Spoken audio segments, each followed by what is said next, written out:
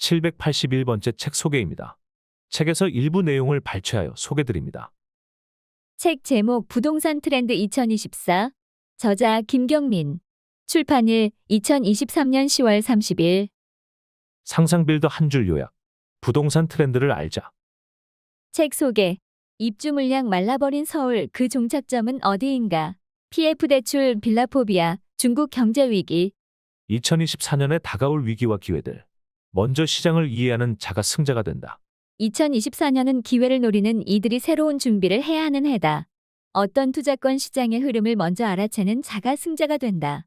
2년 연속 완벽 적중한 김경민 교수의 집값 시나리오. 매년 빅데이터 분석을 근거로 서울시 집값 예상치와 당해의 투자 이슈를 짚어주는 부동산 트렌드 시리즈가 2024년 부동산 시장을 전격 해부한다. 2023년 현재 뉴스마다 주택가격의 반등세를 확신하는 의견과 추가 하락을 경고하는 주장이 뒤엉켜 있다. 투자자도 실수요자도 상반된 시각에 혼란스러워하며 정확한 데이터와 균형 있는 의견을 제시해줄 전문가를 절실히 찾고 있다. 지난 저서들을 통해 서울시 집값이 2018년 4분기 수준으로 회귀하며 25% 이상 하락할 것이라 말한 김경민 교수는 가격 변곡점뿐만 아니라 구체적인 하락률까지 적중시켜 모두를 놀라게 했다. 심지어 도곡넥슬, 올림픽 패밀리타운, 남산타운 등 서울 주요 아파트 단지별 변동폭까지 정확히 맞췄다. 부동산 트렌드 2024는 더욱 정밀해진 분석으로 2024년 아파트 가격에 대한 시나리오를 제시한다. 투자자들은 그의 전망을 통해 자신의 위험 성향과 주택 보유 여부에 맞는 부동산 전략을 세울 수 있을 것이다. 저자 소개. 저자 김경민, 대학 교수, 서울대학교 지리학 학사, UC 버클리 정보시스템 석사를 거쳐 하버드대학교에서 도시계획 부동산 연구로 박사 학위를 받았다. 현재 서울대학교 환경대학원 도시계획 전공 교수로 재직 중이다. 보스턴 소재의 상업용 부동산 리서치 회사 PPR에서 오피스 가격 예측 모형을 구축하고 글로벌 부동산을 연구했다. 주요 연구 분야는 빅데이터 기반 부동산 시장 분석, 글로벌 오피스 비교, 공공민간 협동 개발 등이다. 지은 책으로는 빅데이터로 부동산 시장을 해부하고 미래 가격을 정확히 예측한 부동산 트렌드 시리즈, 2020 부동산 메가트렌드, 도시개발의 방향성을 제시한 도시개발, 길을 잃다, 익선동의 가치를 재조명한 리싱킹 서울 북촌을 개발한 기농 정세권 선생을 다룬 건축왕, 경성을 만들다 등이 있다. 책에서 얻은 내용. 총선, 입주 절벽, PF 대출 2024년 변수에 대응하는 투자 전략. 2024년은 복잡한 국내외 변수가 얽혀 미래를 예측하기 더욱 힘들어졌다. 우리나라 금리에 직접적인 영향을 끼치는 미국 기준금리는 그 인하 시기가 불투명하고 중국발 경제위기가 불러올 국가적 리스크는 파장을 가늠하기 어렵다. 국내에서는 총선을 앞두고 경제활성화를 위한 금리 인하 요구가 있겠지만 가계부채 문제로 쉽게 결정하기 곤란한 상황이다. PF 대출 연장 문제까지 고려한다면 부동산 시장 예측은 불가능에 가깝다. 이처럼 2024년은 우리나라, 미국, 중국의 경제 및 정치 이벤트까지 고려해야 할 사항이 너무나 많다. 하지만 불확실성이 짙은 와중에도 저자는 서울 부동산의 미래는 대폭락의 2022년과 정반대가 될 것이라며 중장기적으로 시장을 낙관한다. 이유는 턱없이 부족한 서울시 입주 물량 때문이며 곧이어 공급 부족이 수면 위로 드러날 것이기 때문이다. 기회가 선명히 보일 때면 이미 늦다. 김경민 교수는 독자들이 판단의 타이밍을 놓치지 않길 바라며 위기는 누군가에게는 기회가 된다. 주택부터 상권, 트렌드까지 한 권으로 읽는 부동산 시장. 책은 부동산 시장을 종합적으로 이해할 수 있는 6개의 장으로 구성되어 있다. 파트 1은 전년 부동산 시장을 리뷰하며 아파트 단지별 가격 예측치를 실제와 비교해 살펴본다. 파트 2에서는 전국구의 넓은 범위부터 서울구 단위까지 좁혀가며 아파트 가격 흐름의 변화를 추적한다. 파트 3는 2024년 부동산 투자자들이 반드시 알아야 할 6개 이슈를 다룬다. 거래량, PF 대출 연장, 빌라포비아 등 실성 있는 주제는 물론 2024년에 가장 중요한 경제지표가 될 국고채 10년물 금리가 부동산 미칠 영향을 알아본다. 파트 4는 서울시 8개 대장 단지를 평형별로 상세히 분석해 특징과 가격 트렌드를 설명한다. 소형 평수의 중요성과 미시적 공간에서의 가격 격차 확대 등 실용적 투자 인사이트를 담아냈다. 파트 5에서는 2024년 서울시 집값에 대한 전망으로 국내외 변수를 고려한 2개의 시나리오를 제시한다. 파트 6는 상권 트렌드를 짚어보며 강력히 떠오를 것으로 예상되는 3곳의 핫플레이스를 소개한다. 부동산 트렌드 2024는 투자자들이 2024년의 중요한 이슈를 이해하고 혼란스러운 시장에서 나만의 방향을 잡을 수 있게 돕는 부동산 안내서다. 저자의 전망과 지식을 적극 활용해 다시 찾아온 기회의 창을 활짝 열고 나아가보자. 거대한 불확실성의 시기, 기회가 다가온다. 부동산 트렌드 시리즈가 올해로 벌써 세 번째 출간을 맞았다. 2021년 첫 책 출간 후 대한민국 부동산 시장에는 많은 일들이 있었다. 폭등장과 폭락장을 지나며 누군가는 부를 축적했고 또 다른 누군가는 박탈감과 허망함, 다급함을 느꼈다. 최근 몇 년의 일들을 돌아보며 부동산 시장을 어떻게 이해할 것인가를 고민하는 사람들도 늘어난 듯하다. 이렇듯 모두에게 지난 몇 년은 부동산을 통해 많은 교훈을 얻을 수 있는 시기였다. 그리고 필자는 이 책을 읽는 당신에게 아직 끝난 게 아니다라는 말을 전하고 싶다. 늘 이야기하지만 부동산 시장은 사이클이 있고 시장은 지금 이 순간도 변화무쌍하게 움직이고 있기 때문이다. 기회 창은 반드시 다시 열린다. 2024년은 기회를 노리는 이들이 새로운 준비를 해야 하는 해다. 이 책을 집필하는 동안에도 부동산 시장에 관한 상반된 뉴스가 쏟아졌는데 그만큼 지금이 또 한 번의 변곡점이 아닌가 혼란스러운 시기란 뜻일 거다. 후술하겠지만 시장 참여자들은 언제나 시장보다 느리다. 부동산 가격이 오르기 시작하고 몇 개월이 지나서야 이를 인지하고 반대로 실제로 하락이 시작되어도 모두가 그 사실을 깨닫고 나서야 비로소 관련 뉴스들이 나온다. 어떤 투자권 시장의 흐름을 먼저 알아채는 자가 승자가 된다. 이 책은 소문이나 감이 아니라 팩트를 기반으로 현명한 의사결정을 할 수 있도록 데이터를 분석하는 데 많은 지면을 할애했다. 가능한 한 최신 데이터를 반영해 시장에 대한 인지가 너무 늦지 않을 수 있도록 했다. 자료와 필자의 해석을 참고해 2024년에 맞는 스스로의 부동산 투자 전략을 만들기를 바란다. 이번 부동산 트렌드 2024는 기존 시리즈와 마찬가지로 파트일에서 전년 부동산 시장을 리뷰하며 필자의 예측대로 시장이 흘러가며 주택 가격 하락 문제가 심각했다. 첫 장에서는 아파트 단지별로 예상했던 가격과 실제 가격을 비교해 그 결과를 상세히 살펴볼 것이다. 파트는 서울과 전국광역시 아파트 가격을 분석했는데 전국구의 넓은 범위부터 서울구 단위까지 좁혀가며 흐름을 관찰할 것이다. 이번 책에서는 가격과 함께 입주 물량이라는 변수까지 고려해 그 내용을 담았다. 파트 3는 2024년 부동산 투자자들이 놓쳐서는 안 될 6개의 이슈를 다뤘다. 거래량, PF 대출 연장, 빌라포비아, 초품화 등 시의성 있는 주제들을 살펴볼 것이다. 특히 올해는 국고채 10년물 금리가 가장 중요한 경제지표가 될 텐데 이것이 어떻게 부동산 가격에 영향을 미치는지 자세히 설명했다. 파트는 신설된 장이다.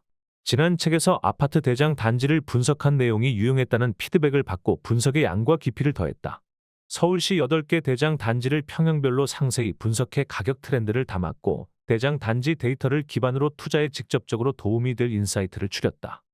파트에서는 2024년 서울시 집값에 대한 전망을 제시했다. 필자의 분석 모형을 더욱 정교하게 보완했으며 국내외 변수들이 향후 주택 가격에 미칠 영향을 살펴보았다. 또한 보수적인 투자자와 리스크를 감수할 수 있는 투자자 각각에게 맞는 전략을 소개했다. 파트 6는 상권 트렌드를 담았다. 가장 강력히 떠오를 것으로 예상되는 세 곳의 핫플레이스를 소개했다. 장사할 상권을 찾고 있거나 요즘 오프라인 공간에서 어떤 문화가 형성되고 있는지 궁금한 이들에게 유용할 것이다. 마지막으로 이 책을 집필하는 데 도움을 주신 분들에게 감사의 말씀을 드린다. 서울대 공유도시랩의 이소영 연구원, 이지상 연구원, 김규석 교수, 이보람 연구원, 이영민 박사, 정재훈 박사, 이희준 변호사에게 감사드린다. 이분들의 도움 없이는 유용하고 풍성한 책을 만들 수 없었을 것이다. 그리고 벌써 3년째 부동산 트렌드 시리즈와 함께하는 독자분들께도 무한한 감사와 응원의 말씀을 전한다. 이 혼란한 시장에서 함께 호흡하며 부동산 정보를 공유하고 결실을 만들어갈 수 있어 기쁘다. 2024년에도 많은 위기와 기회들이 우리를 기다리고 있을 것이다. 그리고 다가올 기회를 준비하는 자가 승자가 될 것이다. 이제부터 그 단단한 준비를 위한 여정을 시작해보자. 서울시 집값 그 예측과 결과 2024년 부동산 시장을 전망하기에 앞서 우리가 반드시 이해하고 자문해야 할 것이 있다. 2023년 그리고 2022년 도대체 부동산 시장에 어떤 일이 벌어졌던 걸까? 올해로 세 번째를 맞는 부동산 트렌드 시리즈는 매년 10월에 출간된다. 이를 역산하면 9월 말부터는 책을 인쇄해야 하고 늦어도 8월 중순에는 출판사에 원고를 넘겨야 한다는 의미다. 그래서 필자의 부동산 시장에 대한 분석은 8월 중순을 기준으로 한다. 부동산 트렌드 2023에 담긴 분석은 2022년 8월을 기점으로 예견했던 것이다. 부동산 트렌드 2023에서 서울시 주택 가격을 분석하며 필자가 주요하게 주장한 바는 다음과 같았다. 첫째, 2022년 8월 서울 대형 아파트 단지 3,000세대 이상에서 직전 최고점 2021년 10월 대비 평균 20% 정도 하락이 진행 중이다. 둘째, 각 단지별 하락폭의 차이가 지나치게 크다. 송파구 신천장미 아파트는 거의 하락하지 않은 반면 목동의 한 단지는 무려 40% 하락했다. 따라서 셋째, 앞으로의 부동산 가격은 시장의 전반적인 하락폭이 중요한 것이 아니라 해당 아파트가 과거 어느 시점의 가격까지 도달하느냐에 있다. 그리고 가격은 대략 2018년 4분기 선까지 후퇴하며 하락할 가능성이 있다고 보았다. 실제로 2022년 하반기와 2023년 상반기 서울시 아파트 단지는 매도가 기준으로 2018년 4분기 가격까지 하락한 곳이 나타났다. 하지만 부동산 하락의 속도는 필자의 예상을 뛰어넘었다. 부동산 대세 하락은 서울의 경우 2021년 4분기부터 시작되었고 2022년에는 가격이 심각한 수준으로 급락했다. 서울시 전체 아파트 가격은 27% 하락했는데 특히 중구 -35%, 동대문구 -32%, 강동구 -32%, 강서구 -31%, 금천구 -31%, 관악구 -30%의 낙폭이 컸다.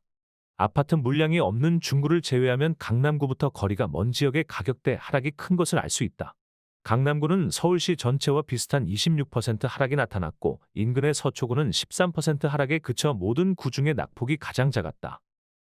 단지별로 분석을 해봐도 역시 하락폭이 상당했고 결국 집값은 부동산 트렌드 2023에서 예상한 가격대까지 빠르게 도달했다.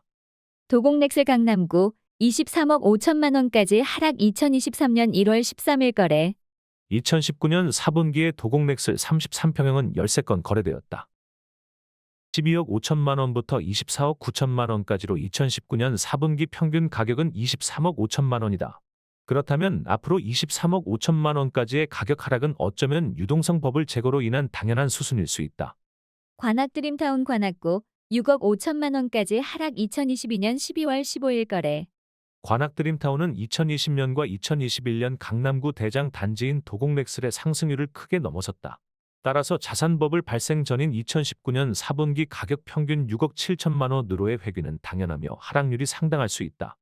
남산타운 중구 11억 4천만 원 2023년 5월 18일 거래. 코로나 시작 전인 2019년 4분기와 기준금리 3.5% 시나리오의 준거 시기인 2018년 4분기의 가격대가 10억 원인 만큼 남산타운은 10억 원이라는 가격이 매우 중요한 기준이 될 것으로 보인다. 중량 남산타운은 2022년 8월 현재 단기 조정을 이미 경험했고 장기 조정으로 들어간 상황이다. 중량 남산타운은 이미 심각한 하락을 경험했기 때문에 다른 아파트 단지에 비해 2023년 하락폭이 작을 수 있다. 남산타운은 2023년 5월 11억 4천만 원대 거래가 이루어졌고 2023년 10월 현재 11억 원 중반대 매물이 존재하고 있다. 예측했던 대로 단기 조정이 심했던 만큼 하락폭이 작았다. 올림픽 패밀리타운 송파구 13억 4천만 원 2022년 12월 19일 거래. 앞으로 올림픽 패밀리타운이 2018년 4분기와 2019년 4분기 가격대인 13억 원대 후반에서 14억 원대 초반으로 자연스럽게 회귀할 가능성을 보여준다. 부동산 하락세는 정말 멈춘 걸까? 단기간에 이런 규모의 집값 하락은 2008년 금융위기 이후 처음 있는 일이었다. 그런데 2023년에는 분위기가 사뭇 달라지기 시작했다. 2022년 심각하고 빠르게 진행되던 전국의 부동산 하락세가 2023년 들어서 멈추기 시작한 것이다. 일부는 상승하기도 했으니 최소한 하락은 멈춘 형국이다. 이 금융시장이 강력하게 영향을 미치면서 나타난 현상이다. 부동산 시장은 크게 공간시장 아파트 공급량, 아파트 거주세대수, 주민들의 소득 수준 등 부동산 이외의 금융시장 기준금리, 국고채 10년물 금리, 주택담보대출 금리, GDP 등의 영향을 받는다. 공간시장 변수는 주로 권역별 시장에서 발생하는 요인들이며 금융시장 변수는 권역을 넘어서 한 국가의 모든 지역에 영향을 주는 요인들이다. 예를 들어 부산시 아파트 공급량은 수도권 인천시 아파트 가격에는 영향을 주지 않는다. 반면 기준금리 혹은 주택담보대출 금리와 같은 변수는 대개 모든 지역에 걸쳐 영향을 발휘한다. 2010년대 대한민국 광역시 중 부동산 가격이 서울과 같이 움직인 지역은 인천 정도에 불과했다. 같은 수도권에 위치해 비슷한 가격 패턴을 보여준 것이다. 부산과 울산은 2016년부터 2019년까지 서울 아파트가 급등할 때 오히려 가격이 급락했으며 대전과 세종 지역은 정체 상태였다. 이처럼 2010년대 대한민국 부동산 시장은 광역시별 요인이 크게 작용했다. 그런데 2020년 코로나 사태 이후 기준금리가 0.5%로 급락하며 시중에 자금이 많이 풀리자 전국의 모든 광역시 부동산 가격이 예외적으로 동반 상승했다. 반대로 2021년 후반부터는 기준금리를 다시 올리기 시작했는데 그 결과 모든 광역시의 부동산 가격이 2021년 4분기를 기점으로 정점을 찍고 폭락하기 시작했다. 이후 2023년 1분기 모든 광역시의 부동산 하락세는 최소한 멈췄다. 많은 이들이 여전히 경제가 안 좋고 PF 대출 연장 등으로 부동산 시장이 불안한 상황에서 어떻게 2023년 들어 전국의 부동산 가격이 하락을 멈추고 일부에서 상승하는가에 대해 의문을 가질 수 있다. 이는 펄 3에서 더 자세히 다루겠으나 금융시장 요인이 강력한 영향을 발휘하고 있기 때문이다. 혹자는 기준금리를 상승시킨 만큼 유동성이 잡힌 것이 아니냐고 물을 수 있다. 현재 부동산 시장에서 주의 깊게 봐야 하는 부분은 기준금리보다는 주택담보대출 금리의 흐름이며 이는 또한 주택담보대출 금리와 연관되는 대한민국 국고채 10년물 금리를 지켜봐야 한다는 의미도 된다. 그 이유를 조금 더 구체적으로 살펴보겠다. 지난 책에서도 언급했듯 원래 기준금리와 국고채 10년물 금리, 주택담보대출 금리는 일정한 스프레드 간격을 두고 거의 동일한 방향으로 움직이는 경향이 있다. 그런데 2022년 4분기부터 현재까지 통상 같은 흐름을 보이는 기준금리와 국고채 10년물 금리 간의 괴리가 발생하는 아주 예외적인 상황이 벌어졌다. 실제 수치를 보자면 기준금리가 3.0% 2022년 10월에서 3.5% 2023년 3월로 상승할 때 국고채 10년물 금리는 4.6% 2022년 10월에서 3.3% 2023년 3월로 5개월간 무려 130 하락하면서 주택담보대출 금리 신규도 급감했다. 그리고 이렇게 주택담보대출 이자가 급격하게 저렴해진 상황은 주택 수요자들이 부동산 시장으로 진입하게끔 만들었다. 2023년 들어 부동산 가격 하락세에 제동이 걸린 이유다. 그러나 앞으로도 주택담보대출 금리가 계속 낮은 수준을 유지할지는 지켜봐야 한다. 미래 예측은 어렵다. 그럼에도 우리는 상황을 조금 단순화해 분석할 필요가 있다. 필자는 편의상 단기 2023년 하반기 2024년 그리고 중장기 2025년 이후로 나눠 예측해보려 한다. 단기 예측 2023년 하반기 2024년. 우리나라를 둘러싼 국내외 동향은 매우 혼란스럽다. 미국 국채 금리 상승과 중국 부동산 위기 등이 심상치 않다. 미국 국채 10년물 금리는 2008년 금융위기 이후 최고로 높은 수준 2023년 8월 4.25%에 이르렀고 미국 주택담보대출 금리가 다시 오르며 주택시장이 소강 국면에 들어갔다. 중국은 최대 부동산 개발 업체인 헝다 미국명 에버그란데가 미국 법원에 파산을 신청하는 상황에 이르렀다. 경제와 금융 환경을 주시해야 하는 이유는 모든 상황들이 연계되어 있기 때문이다. 해외 금융시장에서 미국 국채 금리가 인상되는 상황은 바로 우리나라 국채 금리 인상을 불러오며 이는 우리나라 주택담보대출 금리 인상으로 연결된다. 2023년 8월 현재 한국 국고채 10년물 금리는 3월부터 지속적으로 상승하면서 3.9%에 도달했다. 국고채 10년물 금리가 3.3%에서 3.9%로 상승하자 언론에서도 주택담보대출 금리가 빠르게 상승한다는 기사가 많이 나오고 있다. 또한 2024년에는 매우 큰 이벤트들이 대기 중이며 우리는 관련한 상황을 인지해야 한다. 4월로 예정된 국회의원 선거와 PF대출 만기 후 부동산 시장이다. 2022년 가을부터 불거진 PF대출 문제는 현재 2024년 총선 이후로 대출이 연장된 상황이다. 즉 부동산 시장 내부의 폭탄이 제거되지 않고 존재하는 형국이다. 만약 PF 사태가 2024년 여름 이후에 터진다면 은행권 신용경색이 나타나며 금리가 요동칠 수 있다. 요약하자면 2023년 하반기 국제경제 금융 상황이 한국에 어떤 영향을 줄 것인지 국고채 금리와 주택담보대출 금리가 상승할 것인지 그리고 2024년 여름 PF 사태가 안정적으로 마무리될 것인지가 관건이다. 만약 2023년 하반기 한국 국고채 금리가 4%를 넘어선다면 주택담보대출 금리 상승과 주택 가격 정체가 나타날 것이다. 이에 더해 2024년 PF 사태가 다시 수면 위로 올라오면 또 다른 후폭풍이 올 수 있다. 이 두 가지가 별탈 없이 지나간다면 부동산 시장 상황은 점차 개선될 것이다. 필자가 염려하는 부분은 중장기 상황이다. 필자와 같은 위험 회피형 투자자는 매우 보수적 관점에서 2024년 시장을 바라볼 수 있다. 위기는 누군가에게 기회가 된다. 중장기 예측 2025년 이후. 그런데 2024년을 보수적 관점에서 정체 혹은 단기적 충격로 본다고 하더라도 장기적 관점 2025년 이후에서 서울시 부동산을 부정적으로 봐야 할지는 의문이다. 현재 서울시 아파트 시장은 심각한 위기 상황이며 동시에 이 위기 속에 기회가 있기 때문이다. 위기와 기회는 세 가지 차원에서 나타난다. 첫째, 빌라포비아의 여파. 전세 사기에 대한 우려 등으로 사람들은 빌라와 오피스텔에 거주하려는 마음을 거두고 아파트라는 상위제로 발걸음을 돌리고 있다. 즉 아파트 전세 수요가 상승할 가능성이 있다. 둘째, PF 대출 연장의 여파. PF 사태가 터진다면 부동산 시장에 큰 풍파를 일으켜 토지 가격이 급락할 수 있다. 기본적으로 금융권은 부실 자산이 발생하면 낮은 가격이라도 처분하는 경향이 있기 때문이다. 물론 이는 단기적으로 부동산 가격에 매우 큰 부정적 효과를 끼치는 것이 맞다. 그럼에도 위기 관리를 제대로 한, 즉 PF 사태를 대비해 자금을 축적하고 준비한 건설회사와 디벨로퍼들에게 있는 기회가 된다. PF 대출 연장은 일시적으로 상황을 묶어놓음으로써 토지 시장에 충격을 주지 않았다. 따라서 디벨로퍼들이 목도한 현재 상황은 이렇다. 여전히 높은 토지 가격, 인플레이션으로 매우 급하게 오른 시공비, PF 대출이 굉장히 힘들어 높은 금융비용. 그야말로 퍼펙트 스톰이다. 이는 결국 새로운 개발을 거의 불가능하게 만들고 있다. 토지 가격이라도 많이 낮아졌다면 자금을 확보한 기업들은 시공비와 금리 인상분이 높더라도 비축한 자금으로 부동산 개발을 시도할 수 있다.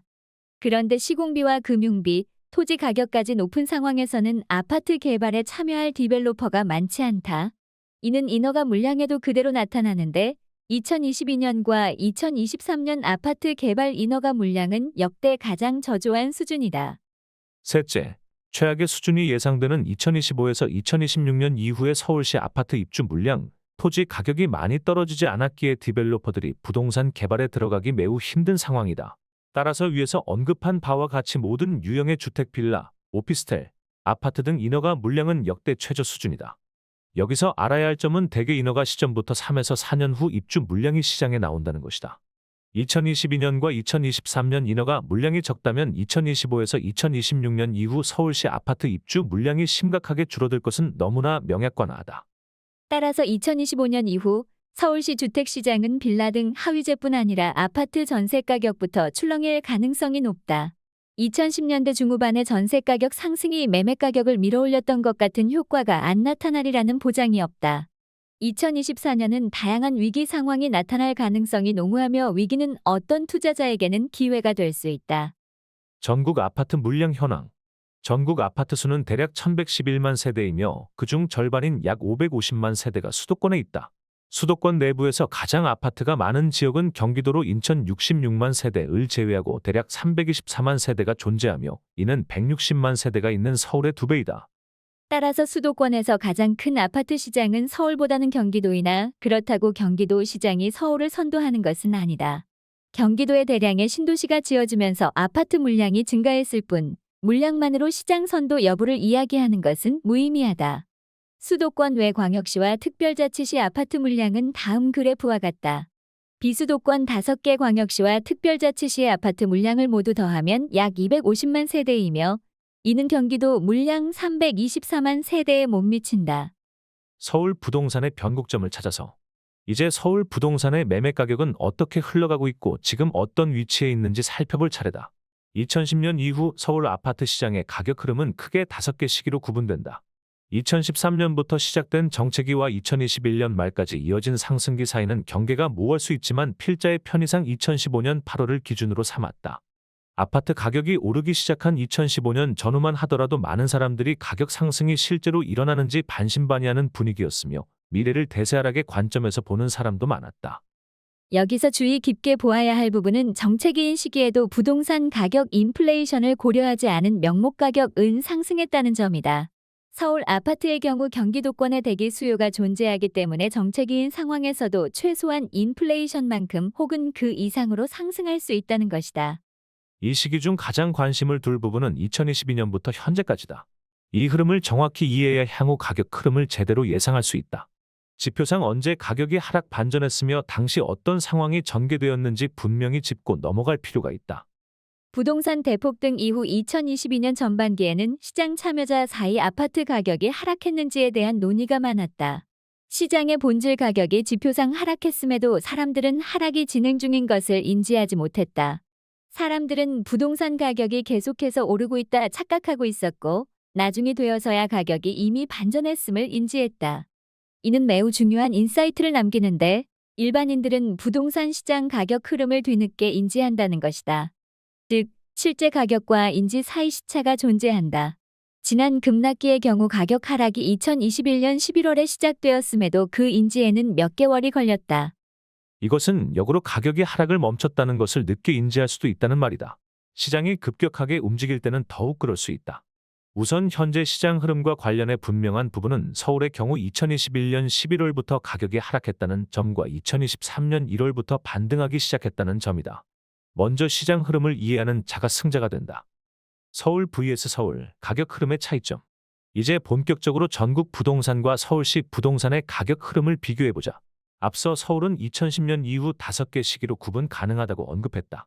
다만 각 구간별 서울과 다른 광역시 가격의 흐름에는 큰 차이가 났다.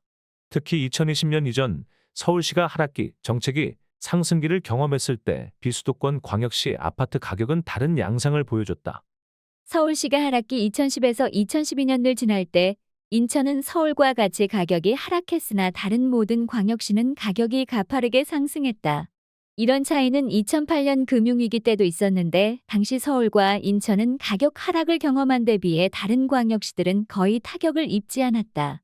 이후 서울 정책이 2013에서 2015년에는 대구의 경우 가격이 오히려 상승했으며 서울의 가파른 상승이 이어진 2015에서 2019년에 인천을 비롯한 모든 광역시의 가격은 정체 혹은 하락했다. 즉, 2010년대를 통틀어 서울시와 전국 광역시의 가격 흐름은 전혀 달랐다.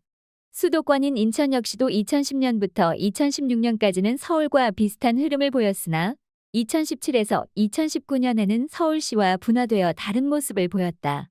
그런데 2020년에 들어서면서 서울시를 포함한 모든 광역시들이 같은 방향으로 동일하게 움직이기 시작했다. 2020년 1월부터 2021년 4분기까지 전국의 모든 광역시 아파트 가격이 빠르게 상승했다. 또한 2021년 4분기를 기점으로 가격 하락이 시작되어 2022년 모든 광역시들이 급격한 가격 하락을 경험했다. 2023년이 들어서자 모두 하락을 멈춘 모양새다.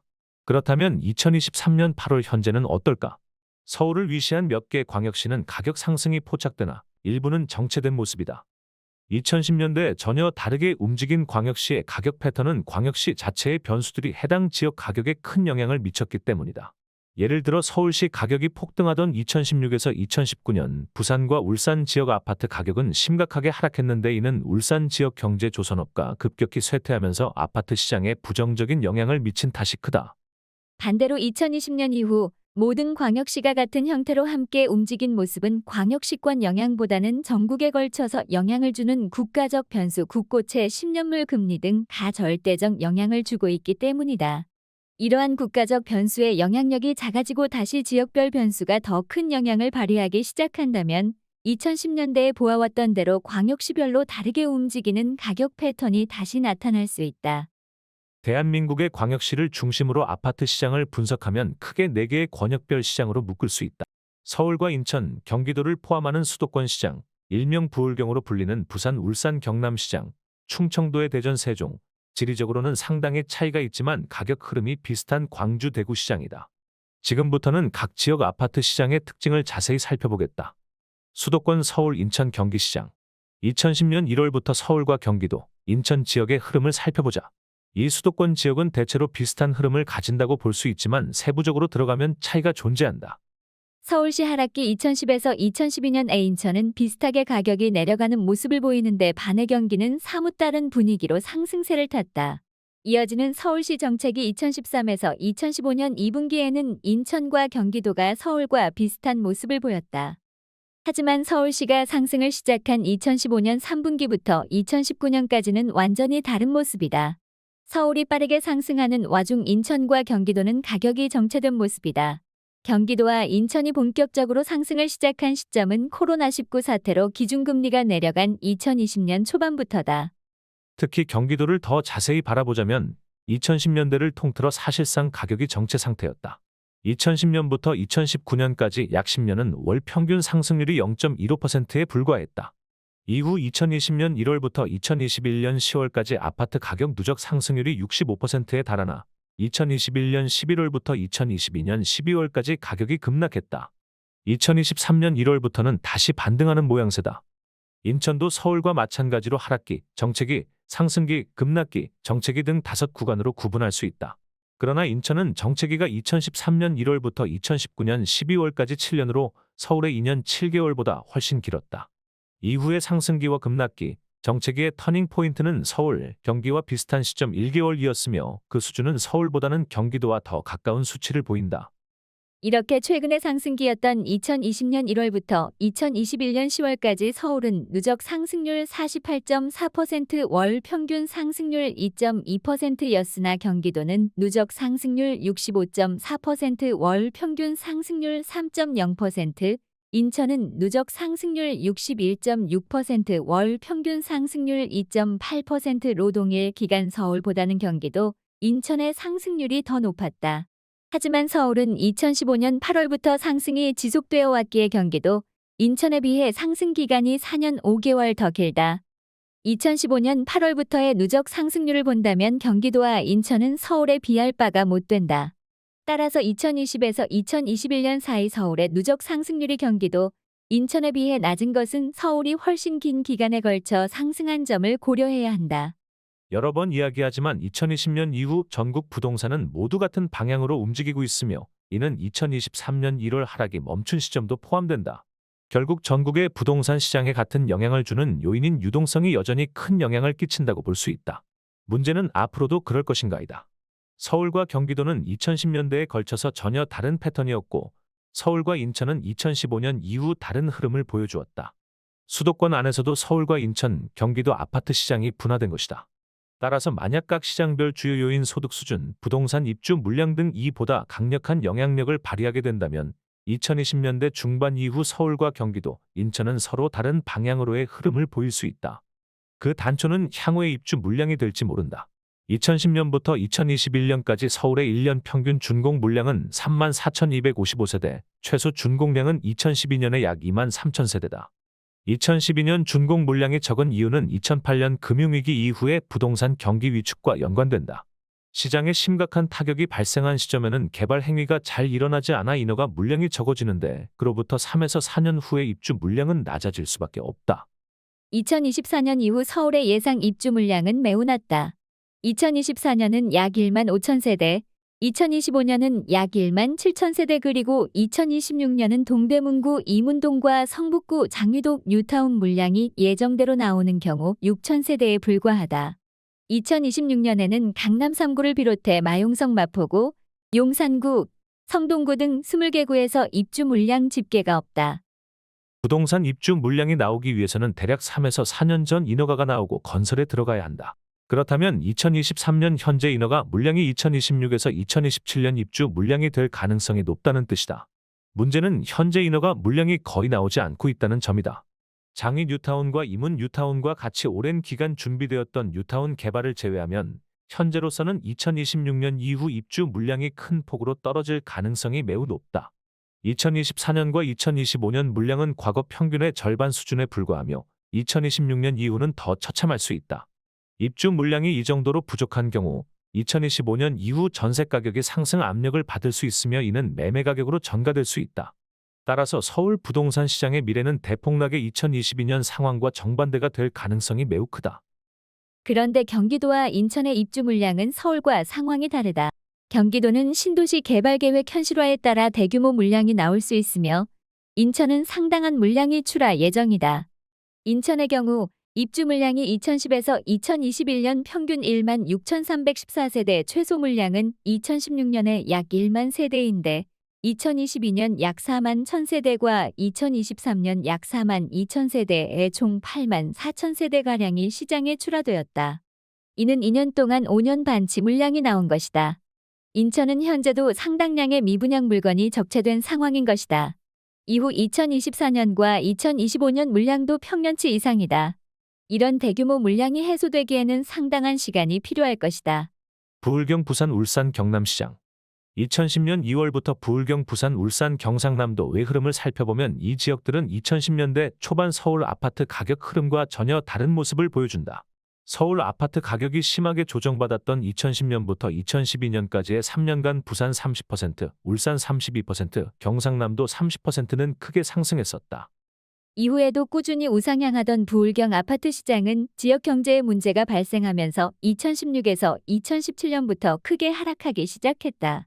이 시점부터 2019년 3분기까지 부산 마이너스 11%, 울산 마이너스 22%, 경상남도 마이너스 23%는 큰 하락을 경험했다. 2016년부터 2019년까지 서울이 급등하는 기간, 부울경은 다시 한번 서울과 정반대의 길을 간 것이다. 특히 부산과 울산의 가격 하락은 그 폭도 중요하나 가격이 어느 시점까지 회귀했느냐를 봐야 한다. 이 지역들의 2019년 7월 가격은 2010년 후반기 가격으로 돌아간 것이었다. 거의 10년 전 가격으로 회귀한 것인데 만약 실질 가격을 기준으로 한다면 가격은 훨씬 이전 수준으로 돌아갔다고 볼 수 있다. 부울경은 2019년 9월부터 바닥을 친 후 2020년 이후 빠르게 상승하기 시작했다.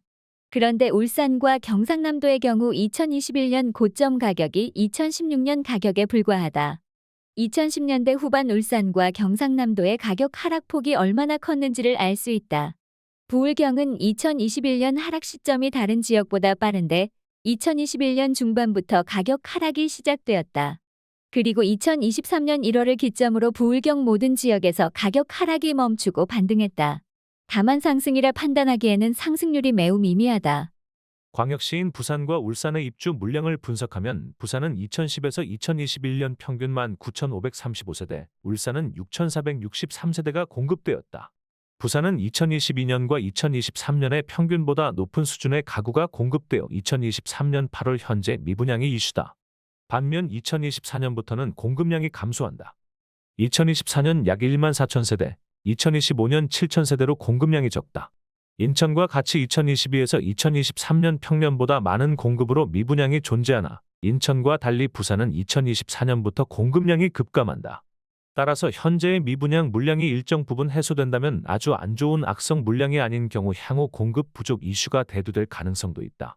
울산의 입주 물량은 2022년 약 3,300세대, 2023년 약 8,700세대로 평균 수준으로 공급되었으나 2024년 약 3,600세대과 2025년 약 3,400세대은 부산과 마찬가지로 공급량이 매우 적다. 부산시와 울산시를 포함한 기타 광역시의 미래를 입주 물량만으로 바라보는 것은 한계가 있다. 대부분의 광역시는 인구 자체가 감소하는 상황이며 더 나아가 지역 경제가 앞으로 활성화될 것인가도 매우 중요하기 때문이다. 2010년대 중반에 조선업 침체로 인한 것처럼 부울경 지역 경제에 다시 타격이 일어난다면 아무리 입주 물량이 줄어든다고 하더라도 부동산 시장은 침체를 경험할 수밖에 없다. 따라서 부산과 울산 지역 경제가 성장하느냐 그리고 지역 시민의 실질 소득이 증가하느냐가 관건이 될 것이다. 대전 세종시장 2010년 2월부터 대전과 세종의 흐름을 서울과 비교하며 살펴보자. 세종특별자치시는 2012년 7월 1일에 출범했기 때문에 2013년 이후 데이터를 활용해 분석했다. 광역시 역사가 세종시보다 긴 대전시의 지수를 보면 2011년부터 2019년까지 거의 일직선인 모습을 볼 수 있다. 명목 가격 측면에서 아파트 가격이 정체된 것이다. 즉 실질 가격으로 한다면 가격이 하락하는 지역이었고 어쩌면 매매보다는 전세로 살기 좋았던 도시일 수 있다. 2010년대 대전시 아파트 가격이 정체 상태였듯이 세종시 가격 역시 장기간 지속적으로 정체된 모습을 보여줬다. 두 지역 모두 가격 상승이 본격화된 것은 2020년 이후였다. 세종시는 2020년 초반부터 2021년 6월까지 1년 반 동안 가격이 무려 90% 폭등했다. 이후 세종시 아파트 가격은 다른 광역시보다 이른 시기인 2021년 7월부터 급락하기 시작해 2023년 1월이 되어서야 하락이 멈췄다. 단기간 급등한 만큼 가격 하락도 매우 급해서 1년 반 동안 가격이 37% 폭락했다. 대전시는 세종시만큼 가격이 급등하지도 않았고 하락폭도 작았다. 대전과 세종 역시 모두 2023년 1월을 기점으로 가격이 반등했다. 대전시의 2010년대 연간 평균 입주량은 7,000세대 정도이며 2020년과 2023년 입주량은 어느 정도 평균 입주량에 도달하는 모습이다. 하지만 2024년 약 9,600세대과 2025년 약 9,000세대의 물량은 대략 3년치 물량이 2년에 걸쳐서 시장에 출하되는 것이기에 일정 부분 공급 충격이 존재할 가능성이 있다. 세종시는 계획도시로 건설된 만큼 2014에서 2019년 사이 상당량의 아파트가 공급되었다. 또한 계획도시로서 목표 가구와 인구 수준이 있기에 향후에도 2010년대 수준의 물량 도시가 형성되어가는 초기 대규모 공급 물량이 나올 수는 없다. 그럼에도 세종시가 주변 지역보다 더 나은 생활 환경을 제공하면서 대전 충남권과 인근 청주 충북권의 인구를 끌어들이는 블랙홀 역할을 한다면 아파트 개발 수요가 발생할 수밖에 없다. 따라서 지난 10년간의 공급량 평균이 향후에도 이어질 것으로 보는 것은 무리이나 앞으로 도시 성장과 그에 필요한 적정 공급량이 일어나는지는 지속적으로 살펴봐야 한다. 입주 물량 측면에서는 2024년 약 3,600세대, 2025년 약 1,000세대가 공급 예정이다. 2024년 물량이 얼마나 빠르게 흡수되며 가격에 영향을 주는지가 2025년 이후 세종시 가격 향방을 가를 것이다. 광주 대구시장 전라남도 인근 대표 도시인 광주광역시와 경상북도 인근 대표 도시인 대구광역시의 흐름을 서울과 비교하며 살펴보자. 우선 대구와 광주는 지역적으로 멀리 떨어져 있음에도 가격지수 움직임은 매우 비슷한 모양새를 띈다. 2015년까지는 두 지역의 가격이 상승했는데 2015년부터 2020년까지는 정체된 모습이다. 대구시는 2016년 약간의 조정을 받고 긴 정체기에 빠져들었다. 두 지역은 2020년 이후 가격이 다시 상승하기 시작했으나 대구는 2021년 중반 그리고 광주는 2022년 말부터 가격이 하락하기 시작했다. 특히 대구의 급락세는 매우 가팔랐는데 2023년 8월 가격은 2014년 수준으로 거의 10년 전 가격으로 회귀한 상황이다. 이는 대구시의 과잉 공급으로 인한 미분양 물량의 적체 그리고 이로 인한 가격 하방 압력으로 해석된다. 광주는 사정이 좋은 편으로 2022년 가격 하락폭이 크지 않았으며 2023년 들어 가격이 바닥을 친 모습이다. 그러나 큰 반등을 보여주지는 못한 채 정체 상태다. 대구시는 2010년대 매년 평균 1만 2,233세대가 공급되었다. 그런데 2022년과 2023년을 통틀어 공급된 물량은 약 5만 4천 세대에 달한다. 두 해 4년 반치의 물량이 공급되었고 2024년 물량 약 2만 1,000세대도 만만치 않다. 시장에서 이 정도 규모의 과잉 공급을 해소하는 데는 매우 긴 시간이 소요될 것으로 보이며 대구 아파트 시장은 상당 기간 횡보할 가능성이 크다. 그에 비해 광주는 사정이 낮다. 광주시는 2010년대 매년 평균 8,201세대가 공급되었는데 2022년 물량은 약 1만 4천 세대로 초과 공급이 있었으나 2023년 물량이 상당히 적다. 따라서 미분양과 관련한 이슈가 딱히 없다. 이후에도 2024년 약 6,500세대, 2025년 약 2,500세대로 향후 공급량이 지속적으로 감소한다. 지역 경제가 받쳐주고 인구 유출이 심각하지 않다는 가정하에 광주시 아파트 시장 가격의 움직임은 지켜볼 필요가 있다. 고가 vs 중저가 아파트 시장의 차이점. 서울시의 고가 아파트 밀집 지역이라고 할 수 있는 강남구, 서초구, 송파구, 강동구 그리고 중저가 아파트 밀집 지역인 노원구, 도봉구, 성북구의 7개 구에는 대략 72만 세대의 아파트가 존재하며 이는 서울시 전체의 42%에 이른다. 따라서 강남 4구로 대표되는 고가 아파트 시장과 노도성으로 대표되는 중저가 아파트 시장의 분석은 서울시 전체 트렌드를 이해하는 데 큰 도움이 된다. 이 두 시장을 분석한 결과 다음과 같은 인사이트를 얻을 수 있었다. 첫째, 고가 아파트 시장의 분화. 결론적으로 송파구 강동구 권역은 매매 가격과 거래량 측면에서 거의 동일하게 움직이는 패턴이 포착된다. 구 이름이 다를 뿐 단일 시장으로 보아도 큰 차이가 없다. 또한 이 지역에서 하락이 시작되었을 때 강남구와 서초구까지 하락이 전달되지 않았다. 서초구의 경우 2021년 10월 고점 대비 하락폭이 14%에 불과했다. 고가 아파트 시장은 강남구 서초구 권역 제한권역과 송파구 강동구 권역 제두권역5로 분화가 진행 중이다. 둘째, 중저가 아파트 시장의 분화 가능성. 고가 아파트 시장이 강남구 서초구 권역과 송파구 강동구 권역으로 분화 가능성이 보이듯 노도성 지역에서도 노원구와 성북구의 분화 가능성이 나타나고 있다.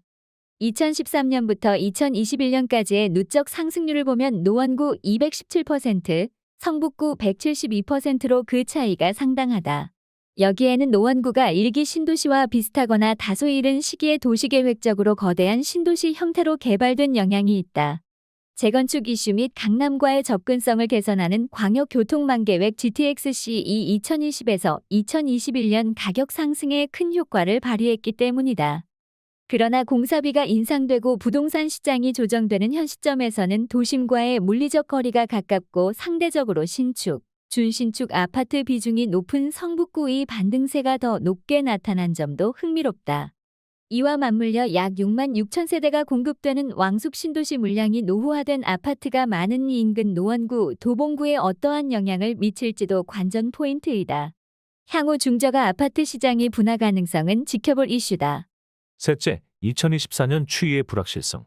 2023년 들어서 고가와 중저가 지역 모두 가격 하락은 멈췄다. 그럼에도 두 지역의 패턴의 차이가 나타나고 있다. 고가 지역 아파트는 상승을 보여주나 중저가 아파트는 정체의 흐름세를 보이고 있다. 중저가 아파트 시장의 경우 특례보금자리론의 영향으로 2023년 초 하락을 멈췄지만 경기 후퇴로 인해 서민층의 주택 매수 여력이 지속될지 단기적으로는 미지수다. 한편 강남권의 주택 수요는 갭 투자의 영향이라기보다는 갈아타기 수요가 많다. 전세 가격이 큰 폭으로 하락해 갭 투자가 원천적으로 힘든 상황이 되었기 때문이다.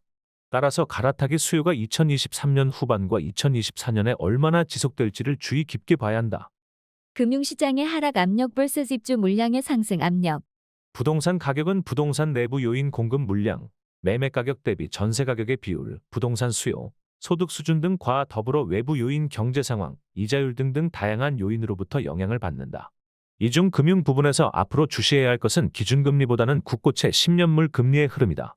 국고채 10년물 금리가 다시 상승하기 시작한다면 서울 부동산 역시 다시 조정받을 수 있으며 현재 수준에서 국고채 10년물 금리가 횡보한다면 부동산 가격은 정체가 나타날 수 있다. 2023년 2월부터 5월까지 3.2%, 3.4%대에서 움직이던 국고채 10년물 금리는 현재 기준금리 3.5%보다 높아졌으며 4%에 근접하고 있다. 한국은행 기준금리보다 국고채 10년물 금리가 높은 당연한 상황으로 돌아온 것이다. 국고채 10년물 금리가 상승하면서 주택담보대출 금리도 동반 상승 중이다.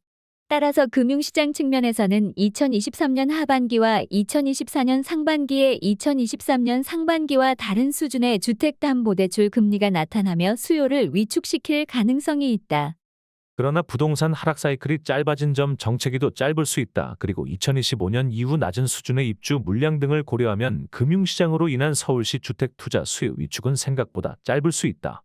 PF대출 연장이 불러올 4가지 후폭풍. 결국 PF 대출 연장으로 인해서 시장 자체가 혼탁해지고 있다. 문제를 요약하자면 다음과 같다.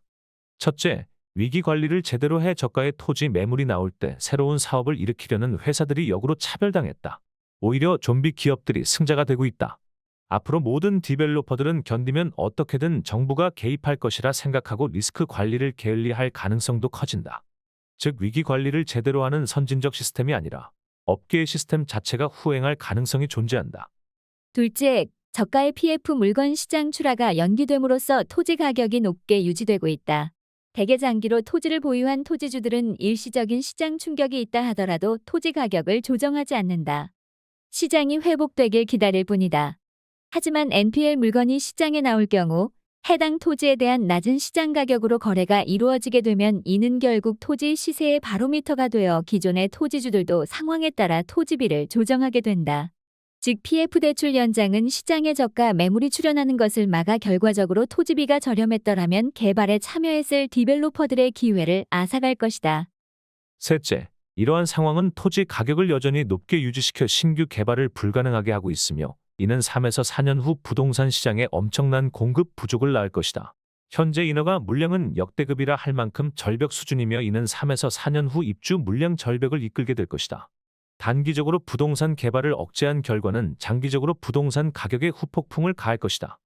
넷째, 지방의 경우 부동산 경기가 나아지지 않는다면 PF 대출 이자 부담을 금융권이 다시 부담하게 될 것이며 이는 은행권 부실과 신용 문제로 부각될 가능성이 있다. 현재는 담보물의 LTV 이상으로 거래되어 금융기관의 원리금 상환이 가능할 수 있으나 추후 이러한 물건이 한 번에 시장에 나올 경우 저가 낙찰로 인해 금융기관은 원리금에 훨씬 못 미치는 금액의 담보물을 넘겨야 할 수도 있다.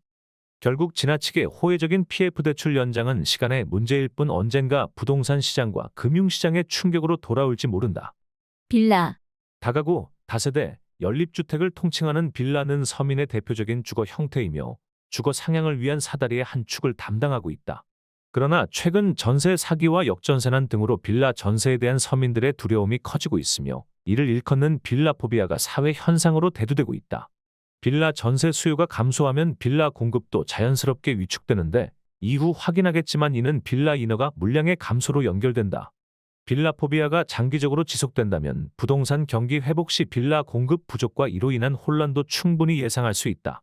이런 경우 빌라 공급 부족이 즉각적으로 빌라 전세 가격을 밀어 올릴 가능성이 있다. 앞서 설명했으나 아파트 공급 부족의 즉각적 효과는 아파트 전세 가격 상승이며 이는 중장기적으로 아파트 매매 가격 상승으로 연결된다. 또한 빌라 전세 가격이 상승하면 사람들은 같은 가격이면 상위재를 소비하고자 할 것이기에 빌라의 상위재인 아파트로 수요가 이동할 수 있고 이는 아파트 전세 가격 상승으로 연결된다. 즉 빌라포비아의 나비 효과는 현재 빌라를 떠나 아파트로 가는 전세 수요를 상승시켜 중기적으로 빌라 공급을 감소시킬 것이며 시장 안정화 시 빌라 전세 가격 그리고 매매 가격 상승 및 아파트 전세 가격 상승으로 이어질 수 있다는 것이다. 지금부터 빌라포비아가 어떻게 빌라와 아파트의 가격에 영향을 미치는지 그 나비 효과에 대해 자세히 살펴보겠다. 전세 거래 줄고 경매 물건 늘어나다. 빌라포비아 현상은 서울시 전세 거래량 급감과 전세 가격 하락, 전세 수요 부족으로 인한 경매 물건 증가 등에서 드러난다. 특히 2023년 상반기 빌라 전세 거래량 감소세는 매우 가팔랐다. 2023년 상반기 서울시 전세 거래량은 총 32,547건인데 이는 전세 사기 문제가 대두되기 전인 2022년 상반기 48,718건의 67% 수준에 불과하다. 거래량 감소는 전세 가격 하락으로 연결되고 있다. 거래의 55%가 지난 분기 대비 하락 거래다. 다음에 소개하는 기사 속 강서구의 한 빌라는 전세 보증금이 3억 원에서 2억 5천만 원으로 17% 하락했다. 전세 수요가 감소하면서 전세금이 하락하거나 전세금을 못 돌려줘 경매로 나온 빌라들이 나타나고 있다. 이는 경매 건수에서 확인되는데 2023년 5월 서울시 빌라 경매 건수는 888건으로 1년 전 424건의 2배가 됐다. 이 경매건 중 실제로 낙찰되는 경우는 극히 적다. 2023년 5월 기준 서울시 빌라 낙찰률은 8.6%에 불과하다. 1000채 경매 물건이 있다면 고작 86채만 낙찰이 되었다는 뜻이다. 빌라는 아무도 찾지 않는 부동산 유형이 된 형국이다. 충격적인 2023년 빌라 공급 감소세. 빌라 전세 가격의 하락은 빌라 건설 빌라 공급을 감소시킨다. 건설 원자재와 인건비가 급등하는 상황에서 공급자는 빌라 분양 가격을 높일 수밖에 없다. 그런데 빌라 수요가 줄어들어 전세 가격이 하락하게 되면 빌라 공급자의 수익성은 나빠진다. 결국 신규 개발을 망설이게 되고 자연스럽게 빌라 공급이 줄어들 수밖에 없다. 이는 빌라 인허가 물량 감소에서도 드러난다. 2023년 1월부터 5월까지 전국의 빌라 인허가 물량은 22,961호에 불과하다. 이는 2022년의 인허가 물량 약 30만 호의 7.7%에 불과하다. 비록 5월까지 물량이라 치더라도 현재의 추세가 지속된다면 2023년 인허가 수는 6만 호도 넘기기 힘들 수 있다. 지난해의 5분의 1 수준이다. 서울시의 형편은 더 심각하다. 2010년대 10년간 서울시 연평균 인허가 물량은 대략 26만 7천 호 수준이었다. 그런데 2022년에는 11만 호로 반토막 난 데 이어 2023년에는 더욱 처참한 수준을 이어가고 있다. 2023년 5월까지 물량은 6,028호에 불과하다. 2023년 추세대로 매월 약 1,250호씩 인허가가 나온다고 가정할 때 1년에 기껏해야 1만 5천 호다. 이는 과거 평균의 6%에 불과하다. 빌라 인허가 물량은 아파트에 비해서도 매우 낮은 수준이다. 아파트의 경우 2023년 1분기 인허가 물량이 약 14만 호로 2022년 약 18만 호 대비 78% 수준이다. 서울시 빌라 인허가 수는 과거에 비해서나 다른 주택 유형에 비해서나 절멸 수준인 것이다. 사실 빌라는 인허가로부터 준공까지의 기간이 짧다. 같은 해 1월 인허가를 받으면 당해 연도 공급도 가능하다. 문제는 빌라 건축주가 인허가를 먼저 받아두고 개발을 안 하는 경우도 있다는 점이다. 인허가 건수가 이런 수준 2010년 이후 역대 최저으로 급감한다면 2024년 빌라 공급 급감은 눈앞에 나타날 현실일 것이다. 입주 준공 물량에서도 이를 확인할 수 있다. 2010년대 빌라 연평균 입주량이 39,214세대였으나 2022년 입주 물량은 22,010세대로 56.1% 수준으로 감소했다. 2023년에는 비록 5월까지의 통계이기는 하나 6,927세대로 급감했다. 빌라 절멸의 시대, 나비 효과의 끝은? 빌라 인허가 물량이 급감한 것은 2022년에 닥친 빌라 전세 문제, 전세 사기, 역전세 등과 디벨로퍼들의 부정적 시장 전망이 합쳐진 결과다. 공급 측면에서 인허가 물량 급감과 전세 거래량 감소가 연결되는 모양새다. 다만 여기서 우리가 살펴봐야 할 부분은 빌라 포비아로 빌라에 살고 싶어 하지 않는 심리가 만연하고 그렇기에 빌라 전세 거래량도 감소했는데 전세 거래량은 인허가 물량 수준으로 급감하지는 않았다는 점이다. 2023년 7월 빌라 전세 거래량은 전세 문제 발생 이전의 67% 수준으로 이것만으로는 전세 수요가 절멸했다고 보기 어렵다. 결국 어쩔 수 없이 서민들의 대표 주거 형태인 빌라에 거주하려는 사람들이 존재한다는 점이다.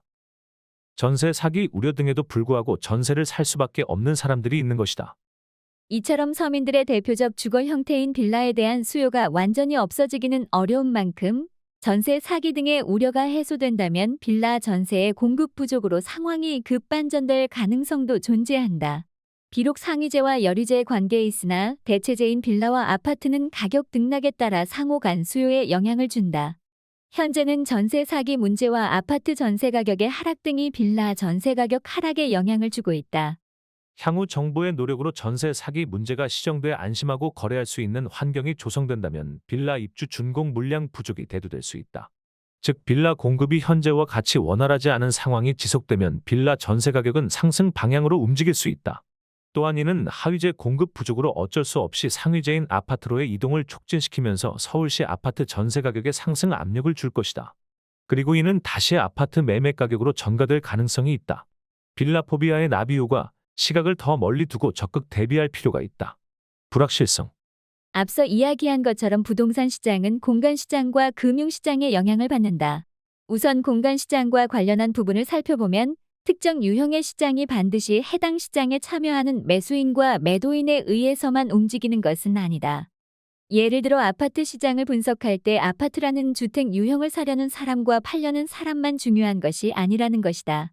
아파트 시장과 다른 차원인 빌라 시장의 움직임도 유심히 보아야 한다. 2023년 8월 현재 빌라 포비아로 인해 빌라 대신 아파트에 살고자 하는 수요가 커지고 있다. 이는 아파트 전세 가격을 올리는 방향으로 나타나고 있다.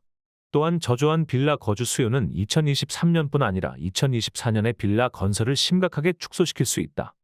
하지만 향후 전세금 보호 정책 등이 실행되며 빌라 포비아가 잠잠해지고 괜찮은 빌라를 찾는 사람들이 많아진다면 상황이 달라질 수 있다. 그때 저조한 빌라 공급으로 수요를 충족시키지 못한다면 빌라 전세 가격이 상승할 것이다. 그리고 빌라 전세 가격이 상승하기 시작하면 그 가격이면 차리라 아파트 전세 살지라고 생각하는 이들의 수요를 발생시킬 수 있다. 요약하면 중장기적으로 대략 2025년 이후 빌라 건설 물량 부족은 아파트 전세 가격 상승으로 연결될 가능성이 있다. 급격한 시공비 상승, 부동산 개발 못한다.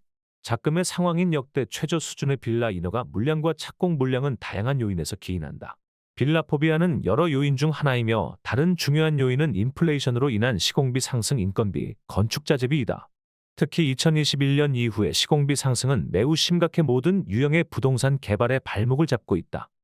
2019년까지만 하더라도 인테리어도 필요 없는 유형인 대형 물류창고의 시공 단가는 대략 평당 200에서 220만 원 정도였습니다. 그런데 지금은 시공비가 너무 올라서 평당 400에서 450만 원을 줘야 합니다. 4년도 안 되어 2배 이상 오른 형편입니다. 토지비가 저렴하지 않으면 이렇게 높은 시공비에서는 도저히 수익성이 안 나옵니다. 물류 디벨로퍼 대표 인터뷰 2023.0802 단순히 물류창고 건물 시공비만 상승한 것이 아니다. 아파트 건설 단가 역시 대폭 인상되었다. 2023년 들어 철근이 들어가지 않은 위험한 아파트 개발 단지들을 고발하는 뉴스가 유독 많아지고 있다. 이는 어쩌면 시공비 인상과 연결되어 있을지 모른다. 아파트 시공비를 일률적으로 말씀드리기는 어렵습니다만 일반 도급 금액을 기준으로 2019년에는 대략 평당 390에서 410만 원이었으나 현재는 530에서 550만 원 정도 됩니다. 30에서 40% 가까이 인상됐다고 보면 됩니다. 현재 같은 공사비로는 아파트 개발은 불가합니다. 개발 사업은 원가가 토지비, 공사비, 기타 경비로 매우 간단하게 구성되어 있습니다. 서울 같은 경우는 토지 값이 전체 개발비에서 차지하는 비중이 높기 때문에 토지를 아주 저렴하게 매입한다면 아파트 개발이 가능할 것도 같습니다. 하지만 지방의 경우에는 토지비가 원래 비싸지 않아 전체 원가에서 차지하는 비중이 적습니다. 때문에 공사비의 비중이 높지요. 지금과 같이 공사비가 오른 데다 주택 가격까지 떨어진 상황에서는 극단적인 경우에 토지비가 제로가 되더라도 사업이 불가능한 경우가 대부분입니다. 인플레이션으로 인한 공사비 인상이 너무나 심각합니다. 대단지 아파트 디벨로퍼 인터뷰 2023.07-20 가파른 시공비 인상은 아파트를 비롯한 모든 부동산 유형의 개발을 지체시키고 있다. 다른 각도에서 이를 해석하면 3에서 4년 후 모든 부동산 유형에서 공간에 대한 수요가 발생할 수 있다. PF 대출 연장이 불러올 2025년 전세 시장 상승 압력. PF 대출이 지속적으로 연장되고 있는 탓에 부실 부동산 매물이 저렴한 가격의 시장에 나오지 않고 있다. 정부가 부동산 시장을 안정적으로 관리하고 있다고 볼 수도 있지만 정책의 부정적 효과 역시 나타나고 있다. 토지 가격이 여전히 높은 수준을 유지하고 있어 새로운 개발을 불가능하게 하고 있다. 아파트 개발 사업을 비용과 수입으로 나눠 분석해보자. 아파트 개발 수입 분양가격. 아파트 개발 사업에서의 수입은 아파트를 분양해서 얻는 분양 수입이다. 분양 수입은 기본적으로 아파트 물량 호수과 호당 분양가격에 의존한다. 하지만 시중의 아파트 가격이 2021년에 비해 크게 하락한 상황인 만큼 현재는 분양가격을 높게 측정하기 힘들다.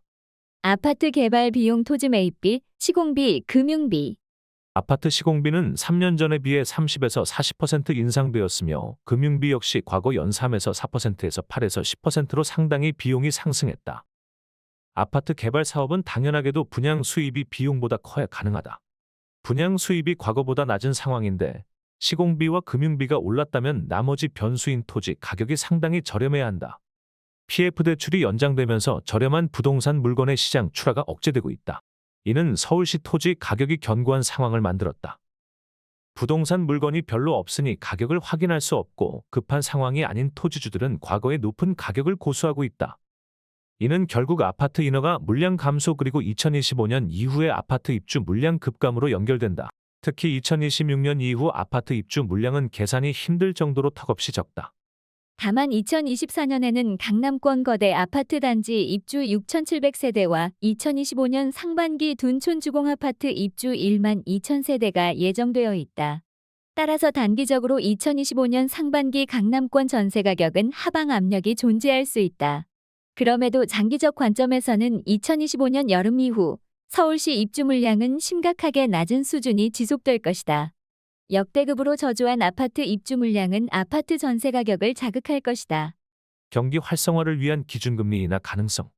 이번엔 금융시장을 살펴보자. 한국은행의 기준금리는 금융통화위원회에서 결정한다.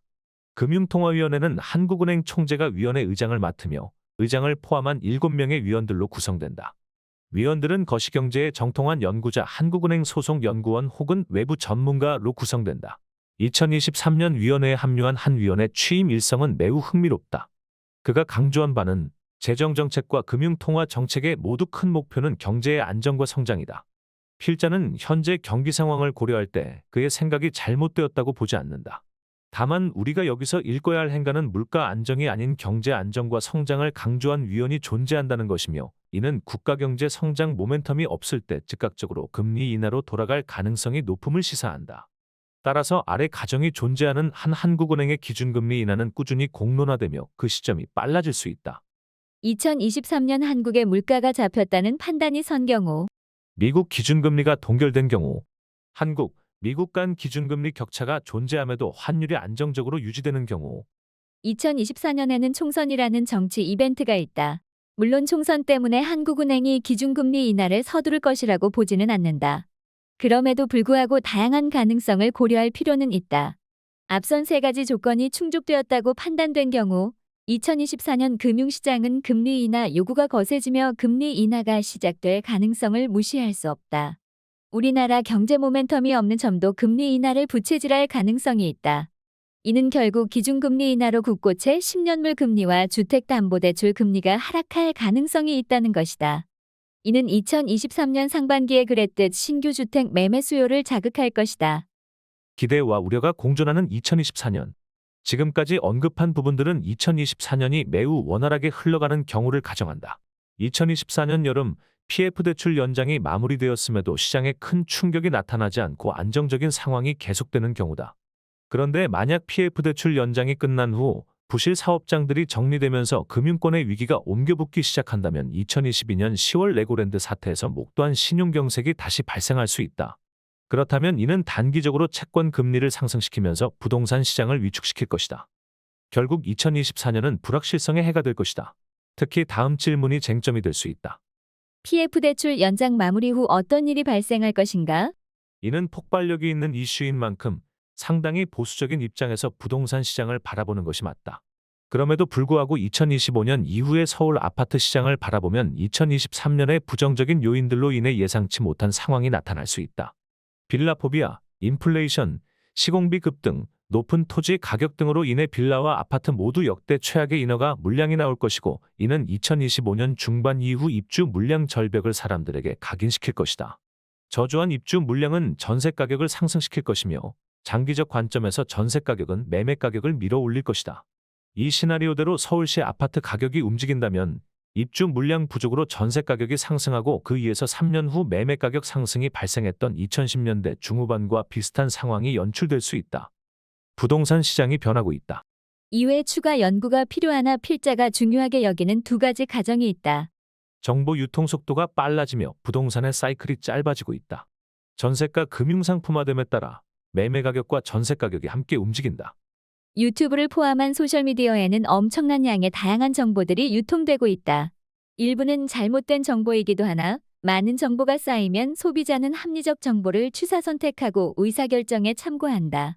즉 정보의 양이 증가하고 속도가 빨라짐에 따라 부동산 시장의 가장 큰 단점인 정보 비대칭성이 완화되며 사이클이 짧아질 수 있다. 부동산 하락 구간이 짧아질 수 있고 정체 기간과 상승 기간도 짧아질 수 있다는 것이다.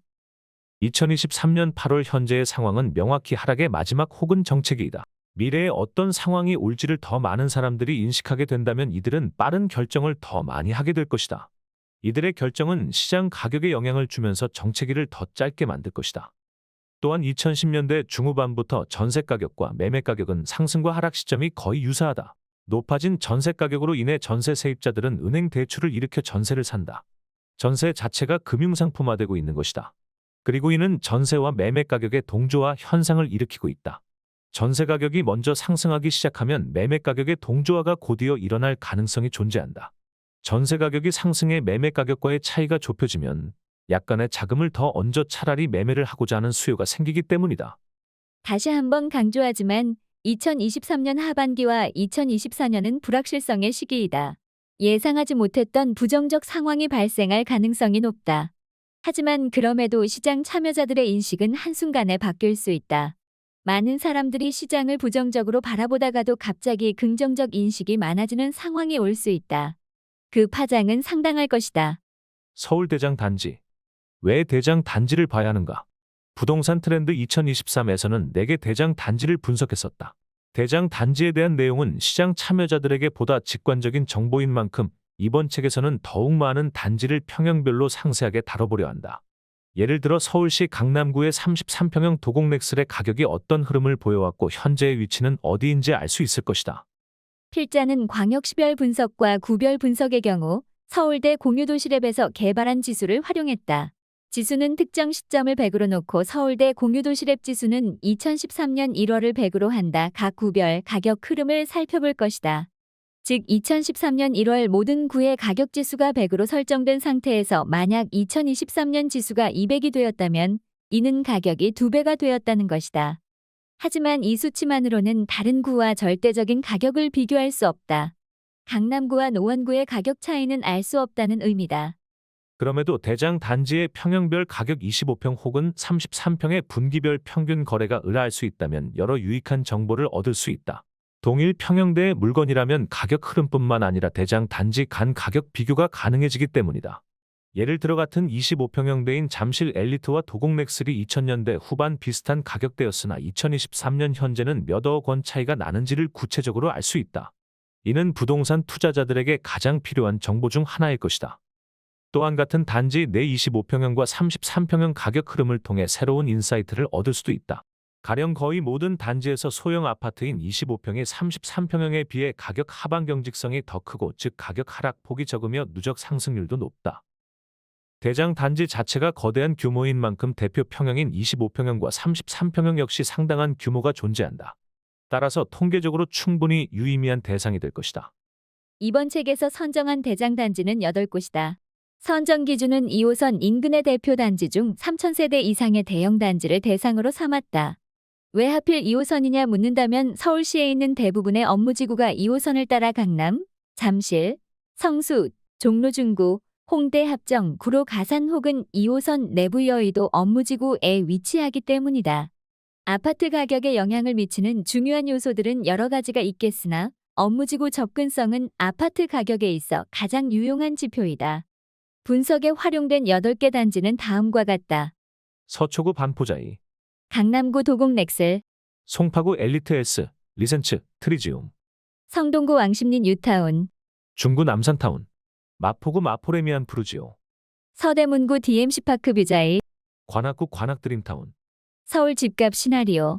한국, 중국, 미국 변수의 콜라보레이션. 2024년 가격 예측은 부동산 시장의 본질적 부분보다는 부동산을 둘러싼 외부 환경에 의해 절대적으로 움직일 것으로 보인다. 외부 환경만 하더라도 중국 부동산 및 경제위기, 미국 경기 성장 여부와 기준금리 인하 시점, 2024년 대한민국 정치 이벤트 국회의원 선거, 가계부채, PF대출 관련 신용경색 여부 등 여러 측면이 있다. 그리고 이 모든 요소들은 부동산 시장 참여자들이 직접적으로 선택할 수 있는 옵션이 아니다. 2020년부터 2022년까지는 다양한 변수들이 존재했음에도 0%대 기준금리로 인한 유동성이라는 변수가 절대적인 힘을 미쳤던 시기다. 이때는 사실 유동성에 따른 가격 영향을 시뮬레이션해보면 되었다. 어떻게 보면 예측을 하기 쉬웠던 것이다. 필자가 2년 전 부동산 트렌드 2022에서 2022년 서울시 부동산 가격 15에서 20% 하락을 주장했던 근거는 2021년 집필 당시 필자가 바라보았던 2022년 한국과 글로벌 경제 상황에서 기인했다. 미국과 한국 모두 인플레이션이 심각해지고 있었고 이에 대한 금리 대응으로 부동산 가격이 하락할 가능성이 높다고 보았다. 그러나 2024년은 완전히 다르다. 너무나 많은 변수들이 맞물린 불확실성의 해이기 때문이다. 예측이 매우 힘들며 예측 결과가 그대로 적용될지의 여부도 개인적인 고백으로는 가늠하기 어렵다. 그렇다고 아무런 준비도 안 하고 손 놓을 상황은 아니다. 2024년 가격 예측은 필자가 미국 상업용 리서치 회사에서 개발했던 예측 모형을 일부 고도화했다. 사실 모형의 고도화보다 더 중요한 부분은 미래 발생 상황을 어떻게 가정하느냐에 있는데 2024년에 눈여겨볼 부분은 크게 두 가지다. 금융 부분과 부동산 공급 부분이다. 금융 부분은 국고채 금리와 연결된다. 앞서 여러 차례 설명했지만 2022년부터의 부동산 가격 움직임은 기준금리와 다르게 움직이는 시장금리 국고채 금리의 방향이 결정적이다. 따라서 지금부터는 기준금리를 결정하는 한국은행의 입장도 매우 중요하나 시장 상황에 적응해 움직이는 혹은 변동폭이 큰 국고채 금리에 더욱 주목해야 한다. 언급했던 여러 외부 환경은 국고채 금리와 연결되는 것으로 인식해 시나리오를 구축할 수 있다. 중국 부동산 및 경제 위기가 상당히 심각해지는 경우 해외 투자자들이 한국을 중국과 연계된 나라로 인식해 대한민국의 국가 리스크가 증가하고 국고채 금리가 상승할 수 있다. 반대로 중국 관련 변수가 안정화되는 경우 금융시장에 미치는 영향은 매우 적을 것이다. 즉 중국 변수는 국고채 금리 상승 혹은 영향 없음이라는 결과로 나뉘어 나타날 것이다. 미국의 경우 경제가 계속해서 강하고 역대급으로 낮은 실업률이 지속되며 인플레이션이 이어진다면 미국 기준금리가 상승할 것이다. 이렇게 되면 일반적으로 한국 기준금리 상승으로 연결되는 것이 정상일 것이다. 그런데 현재 국고채 금리를 보면 미국의 버금가는 국고채 금리를 유지하는 국가는 인플레이션이 굉장히 심각한 영국 정도이다. 한국은 현재 미국과 기준금리 격차가 벌어졌음에도 단기적으로 환율이 요동친 적은 있으나 나름대로 격차를 유지하면서 국고채가 안정적인 수준을 보여주고 있다. 미국이 만약 금리를 많이 올리지 않는다면 미국 기준금리 인상 효과는 우리에게 반영되지 않을 수 있다. 역으로 미국이 기준금리를 동결 기조로 가는 경우 투자자들이 기준금리 인하 시점을 논의하며 상황이 바뀌기 시작할 것이다. 이는 한국은행 기준금리 인하에 영향을 줄 가능성이 있다. 미국과 관련해서는 기준금리 인상보다는 기준금리 인하 시점이 언제가 될 것이냐가 중요할 것이다. 따라서 미국 변수는 대한민국 국고채 금리 인하 시점과 관련된다고 할 수 있다. 우리나라 정치 이벤트의 경우 기준금리 인하를 통해 시중에 더 많은 자금을 유통시켜 경제 활성화를 이끌어야 한다는 당위적 주장으로 연결될 것이다.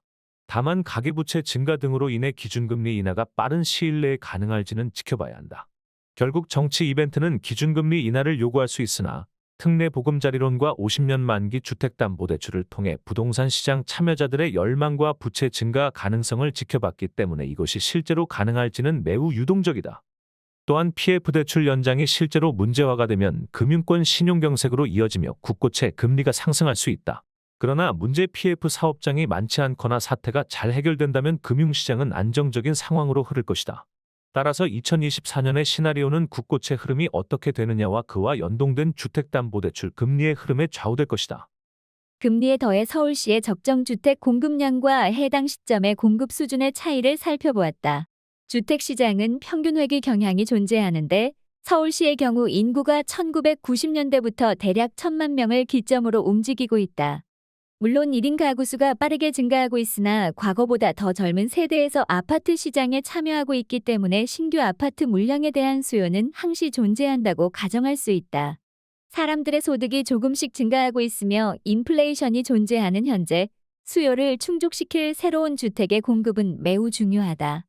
따라서 전 시기를 통틀어 신규 아파트 공급에 대한 적정 수준이 존재할 수 있으며 이 적정 수준보다 신규 아파트 공급이 많다면 과다 공급이 발생한다.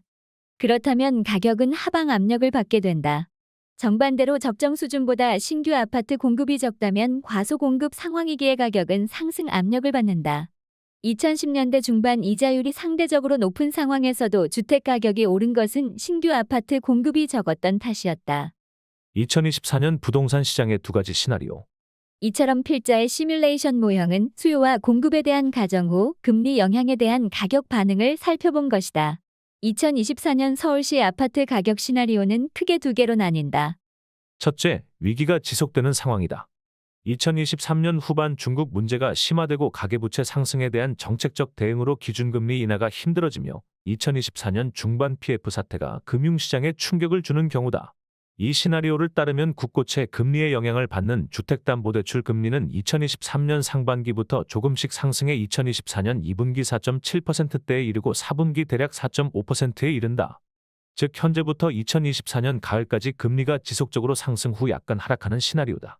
최악의 상황임에도 주택담보대출 금리를 4.7%로 잡은 이유는 2022년 하반기 레고랜드 사태로 금융시장이 비상 상황이었을 때 주택담보대출 금리를 가정한 것이다.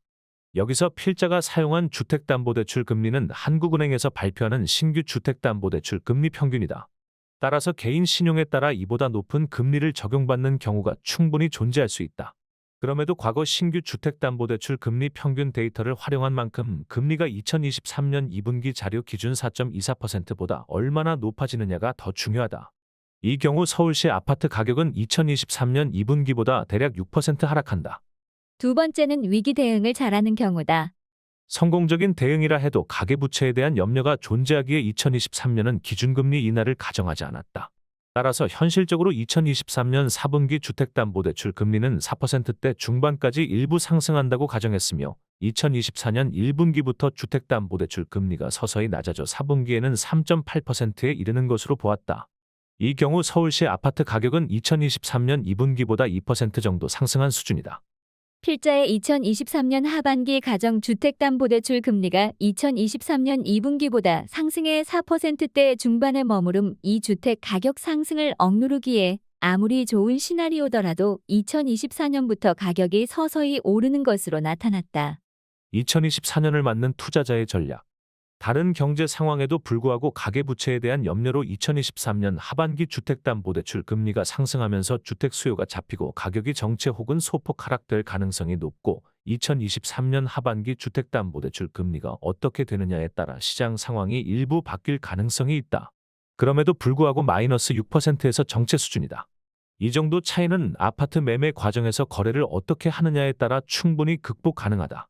예를 들어 10억 5천만 원 호가 매물을 거래하며 10억 원 선의 최종 거래가 이루어지는 경우가 있는데 그렇다면 5%가량 싸게 매입한 것이다.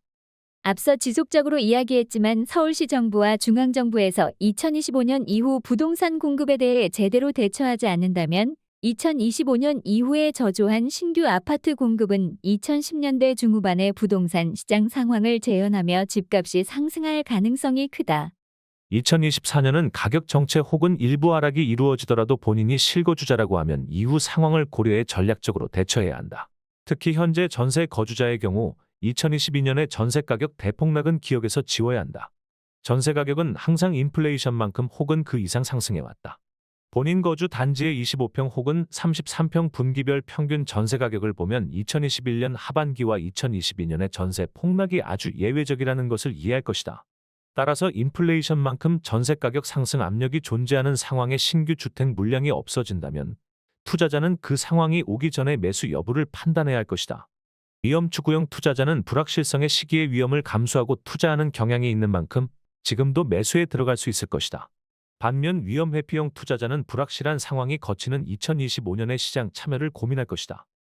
대한민국 부동산 방향성 보금자리를 위협하는 입주 절벽. 필자는 2024년 서울시 아파트 가격에 대해 정체 마이너스 6% 플러스 2%를 예상하고 있다. 물론 전혀 예상하지 못한 변수가 등장한다면 시장은 정체가 아닌 큰 하락이 나타날 수도 있다. 그러나 다양한 시뮬레이션 결과 서울시 부동산 시장은 2025년 이전과 이후가 매우 다를 가능성이 크다. 2024년에 필자의 예상을 넘어선 하락이 발생한다고 하더라도 2025년은 하락이 아닌 정체 혹은 2023년 초와 같은 반등 가능성이 크기 때문이다. 현재 필자가 매우 염려하는 부분은 2025년 이후의 입주 물량과 더불어 2022에서 2023년의 입주 물량이다. 2022에서 2023년 입주 물량도 사실 역대 평균보다 적다. 2022년은 지난 평균에 비해 1만 세대, 2023년은 1만 1000세대 부족한 상황이다.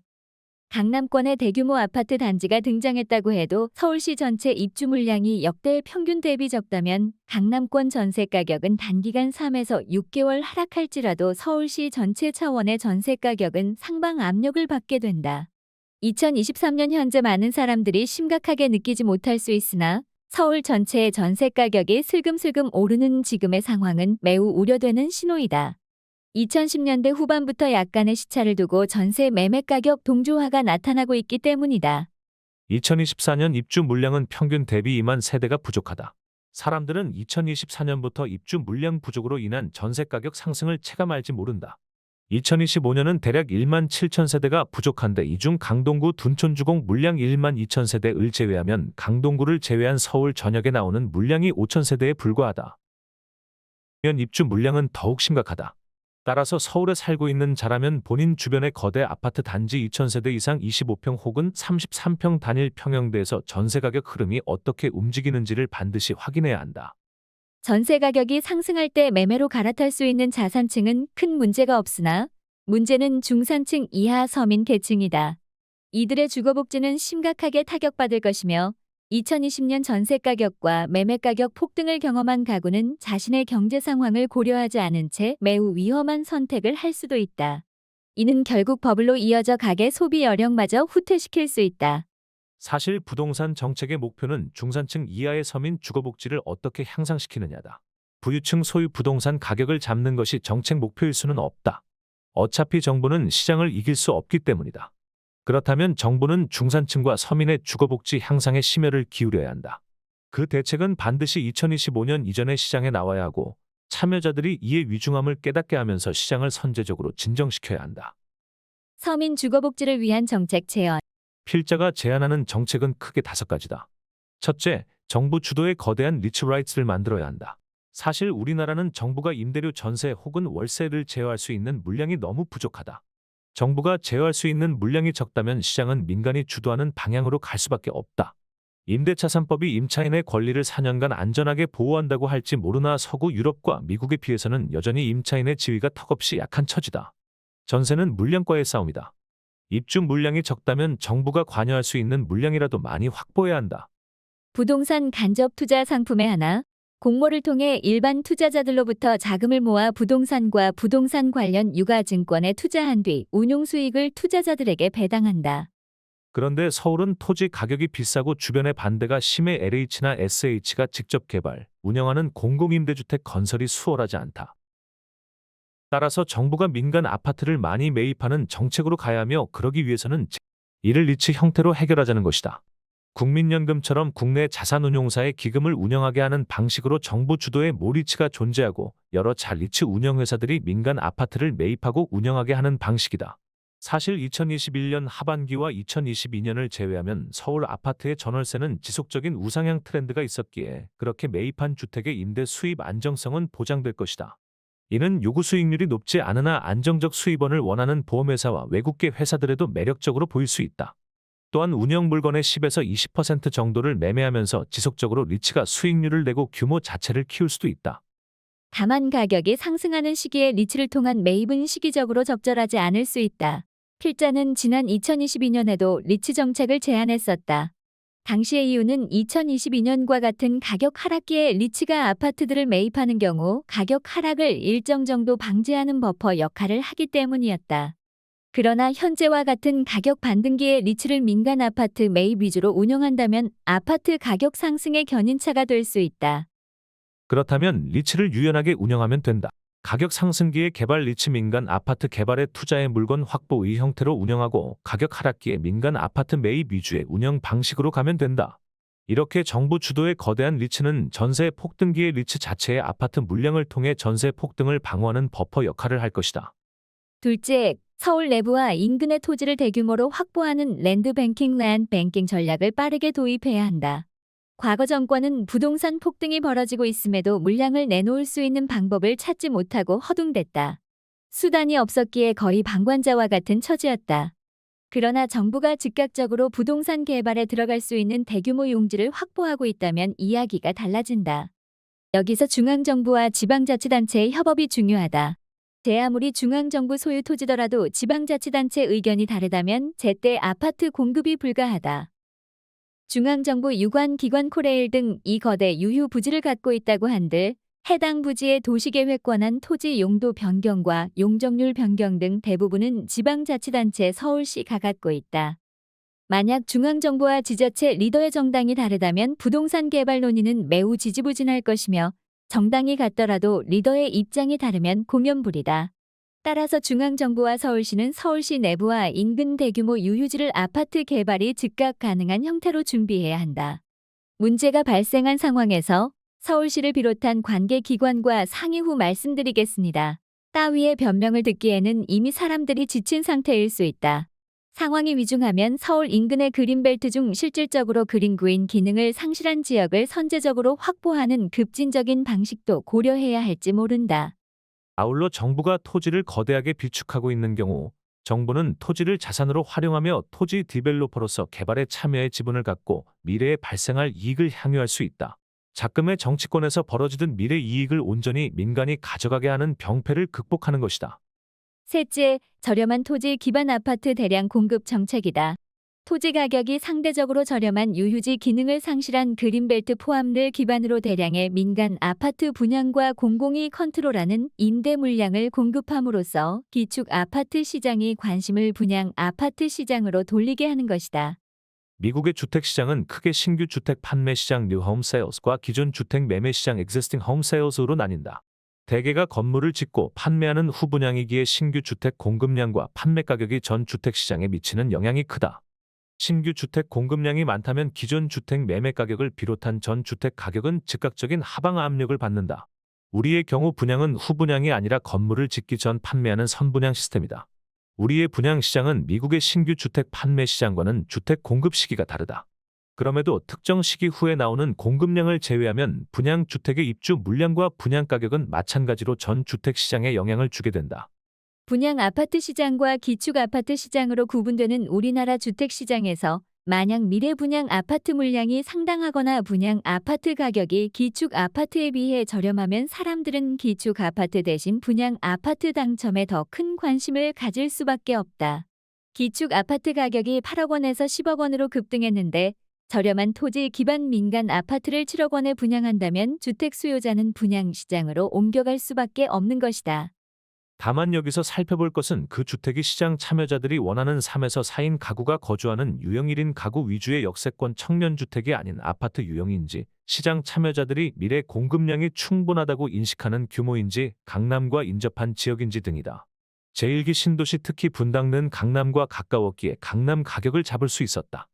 그러나 제2기 신도시는 강남과 상당한 거리가 있었고 이들 신도시들은 해당 신도시가 속해 있거나 인접한 경기도 기존 도시들의 가격을 끌어내렸을 뿐이다.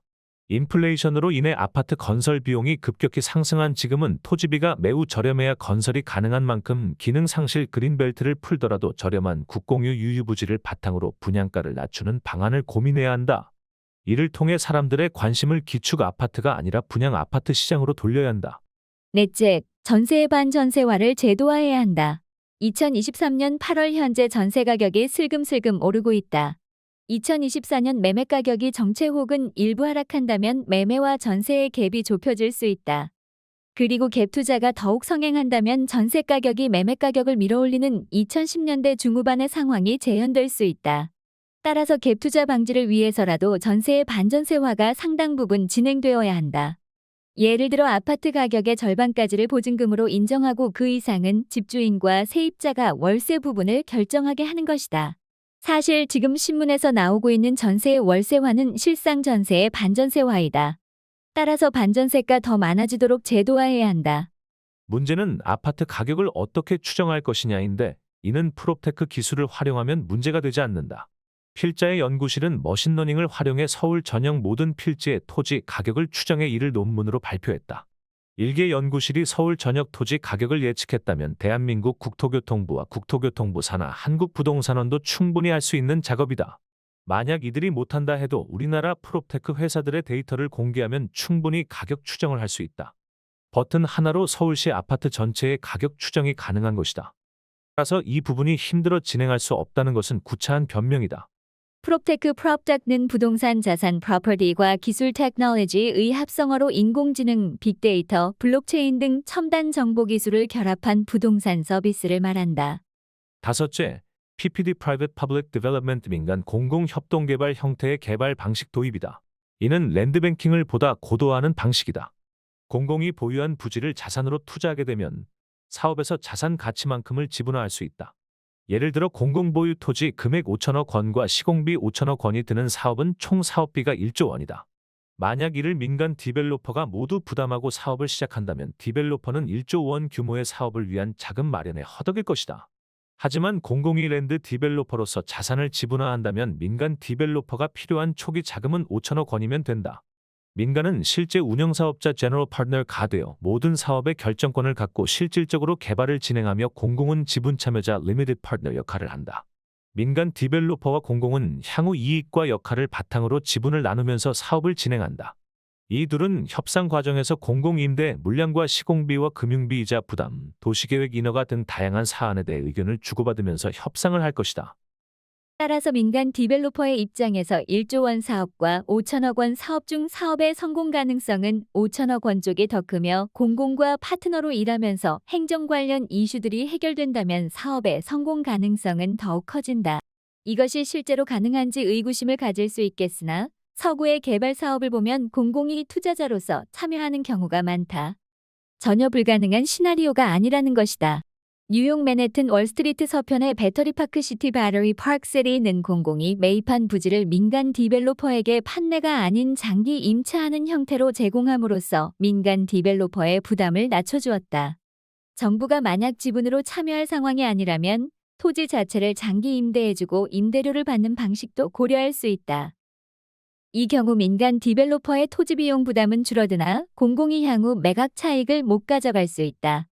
다만 이 경우도 토지 자산화와 토지 지분 임대를 섞어서 양측이 협상할 수 있다. 더 나아가 특정 부지에 대해 공공은 해당 부지의 개발 과정을 전담하는 공공재개발청 Redevelopment Authority를 설립하고 민간이 제대로 개발하는지를 모니터링해야 할 것이다. 이에 대해 더 자세히 알고 싶은 독자는 필자의 책 도시개발 길을 잃다 시공사 2011을 참조하기 바란다. 다시 강조하지만 2024년보다는 2025년 이후가 더 문제적 상황이 될지 모른다. 이에 대해 정책당국이 대비할 수 있는 시간은 2024년 1년밖에 안 남았다. 자본주의 국가의 시장 참여자들은 정부보다 더 기민하며 더 똑똑하고 더 돈 냄새를 잘 맡는다. 아니란 판단으로 정책 당국자가 시기를 놓치지 않길 바란다. 어떤 지역이 핫플레이스가 되는가? 핫플레이스라는 거대한 상권은 다양한 사람들에 의해 서서히 만들어진다. 상권의 형성과 성장은 아파트 시장처럼 짧은 기간의 흐름이 바뀌지 않는다.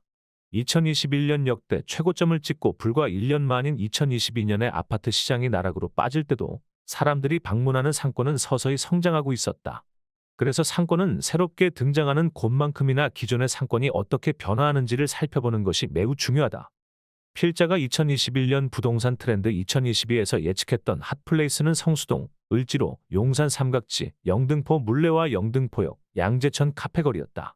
부동산 트렌드 2023에서 바라본 곳은 신당동, 도산공원 압구정 로데오 상권, 북촌 안국역, 명동, 한남동과 이태원 지역이었다. 이들 지역은 대부분이 엄청난 상권으로 부활했다. 이 상권들을 제조합해 분석해보면 다음과 같은 인사이트를 얻을 수 있다. 강력한 업무지구와 함께 성장하는 상권. 성수동은 소셜 벤처와 패션업의 강력한 허브로 성장 중이다. 업무지구 내 직장인 수요와 더불어 이 일대 방문객의 양대 수요를 바탕으로 점점 더 떠오르고 있다. 부동산 트렌드 2022에서 예측한 것처럼 상권의 공간적 권역이 커지고 있다. 인근의 어떤 지역이 어떻게 변화하는지를 살펴보는 눈이 중요하다. 삼각지, 이태원, 신당동을 연결하는 6호선. 속칭로는 라인 6호선은 상권을 만들어내는 가장 중요한 교통망 중 하나다. 신당동은 6호선과 2호선이 만나는 지역으로 현재 가장 핫한 상권이며 을지로가 힙지로로 탈바꿈한 것은 이제 모두가 인정하는 현실이 됐다. 을지로와 신당동은 2호선으로 연결된다. 또한 을지로와 충무로는 거대한 공동생활권이다. 따라서 2호선과 6호선, 3호선 내부의 지역이 중요할 수 있다. 이 지역에서 가로 상권 형성 가능성을 살펴야 한다. 도넛형 지역. 양재천 카페거리는 2010년 전후 상권화를 시도했으나 실패했었다. 지금은 근 10년 만에 다시 상권화에 성공하고 빠르게 성장 중이다. 이는 개포동 아파트와 서초동 일대 중산층 타운 재개발화와 맞물린다. 삼동, 도곡동, 대치동, 남쪽으로 개포동, 서쪽으로 서초동 거대 아파트 단지가 있어 도넛 모양으로 둘러싸인 형태다. 양재천 상권은 이 중앙에 자리하고 있다. 1세대 상권의 부활. 부동산 트렌드 2023에 언급된 지역들 명동, 압구정 로데오 도산공원 북촌 등은 한때 우리나라를 대표하는 상권이었으나 매우 힘든 시기를 보냈던 곳들이기도 하다. 압구정 로데오 상권은 1990년대 중반 청담동 상권이 활성화되면서 쇠퇴하기 시작해 새롭게 상권이 부흥하는 데 무려 25년 이상이 걸렸다. 그러나 1세대 상권이 가진 역사성, 장소성, 콘텐츠의 깊이란 절대 무시할 수 없는 것으로 대체 불가한 경우가 많다. 어떤 트리거가 발생하면 상권이 새롭게 폭발력을 가질 가능성이 농후한 것이다. 그러한 관점에서 1세대 상권 중 현재는 침체되었으나 주변이 새롭게 변화하면 다시 폭발할 잠재력이 있는 상권을 알아보는 눈이 필요하다. 부터 2022에서 2023년에 언급한 상권 중 중요한 인사이트를 보여주는 상권들을 살펴보자. 지금까지 상상빌더였습니다. 감사합니다.